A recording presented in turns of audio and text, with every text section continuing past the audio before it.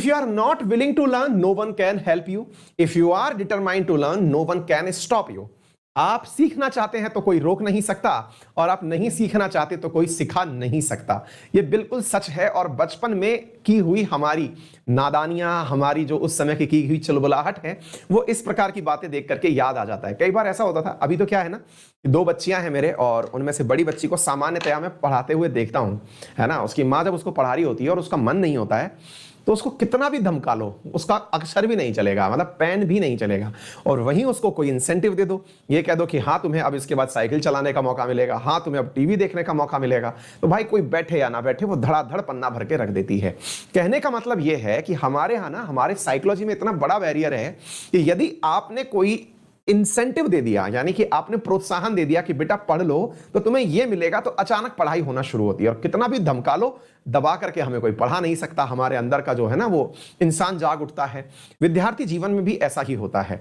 अगर आपकी रुचि नहीं है ना सब्जेक्ट के अंदर, तो आप पढ़ नहीं पाएंगे, चाहे कितना भी आपको कैसे भी मोटिवेट कर दिया जाए। तो इंटरेस्ट क्रिएट कैसे किया जाए? इंटरेस्ट क्रिएट करने के लिए उस सब्जेक्ट से जुड़ी हुई कुछ बातें सीखिए। जैसे मैं आपको बहुत ही अच्छा तरीका बताता हूं।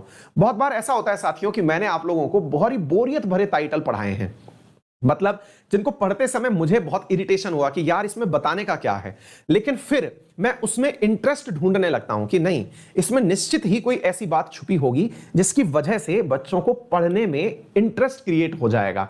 और वो पॉइंट ढूंढते ढूंढते कहीं ना कहीं हम उस पॉइंट तक पहुंच जाते हैं जिससे लगता है कि हाँ यार ये तो इंटरेस्टिंग था।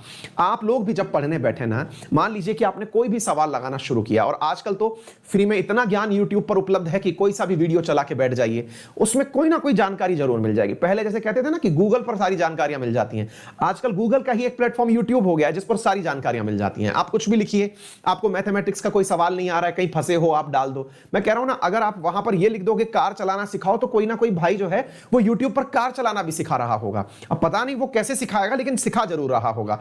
अब कुछ भी लिखिए, मतलब हर चीज का कोई ना कोई समाधान वहां पर उपस्थित है।